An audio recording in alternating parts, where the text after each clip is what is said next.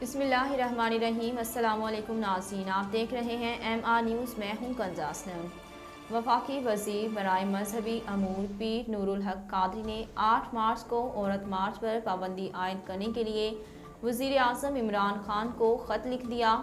Reports کے مطابق پیر نور الحق قادری نے وزیر اعظم عمران خان کو خط لکھا، جس میں 8 مارچ کو عورت مارچ پر پابندی عائد کرنے اور اس دن عالمی یوم حجاب منانے کی تجویز دی گئی ہے۔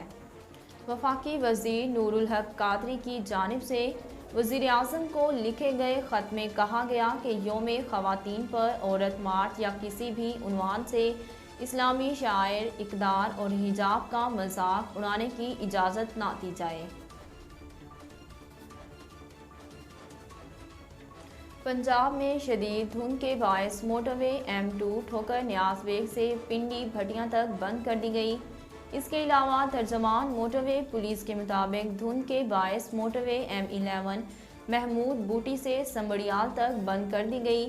ترجمان موٹر وے کا کہنا ہے کہ ڈرائیور حضرات گاڑیوں پر فوگ لائٹس استعمال کریں، رفتار کم اور اگلی گاڑی سے فاصلہ زیادہ رکھیں، جبکہ کسی مشکل کی صورت میں ہیلپ لائن 130 پر رابطہ کریں۔ پاکستان میں عالمی وبا کرونا سے مزید 40 افراد انتقال کر گئے اور 2870 افراد میں کرونا کی تصدیق ہوئی۔ پاکستان میں کرونا کے اعداد و شمار بتانے والی ویب سائٹ کے مطابق گزشتہ 24 گھنٹوں کے دوران ملک بھر میں کرونا کے 51,677 ٹیسٹ کیے گئے، جن میں سے 2,870 افراد میں کرونا وائرس کی تصدیق ہوئی، جبکہ وائرس سے 40 ہلاکتیں ہوئیں۔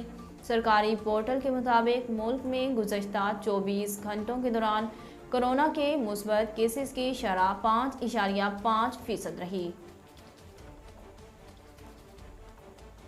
پاکستان سپر لیگ کی ٹیم کراچی کنگز کے کپتان بابر اعظم پر تنقید کا جواب دینے کے لیے ان کے والد اعظم صدیق بھی میدان میں آ گئے۔ HBL PSL میں مسلسل 8 شکستوں پر کراچی کنگز کی ٹیم اور خصوصاً کپتان بابر اعظم کو کڑی تنقید کا نشانہ بنایا جا رہا ہے۔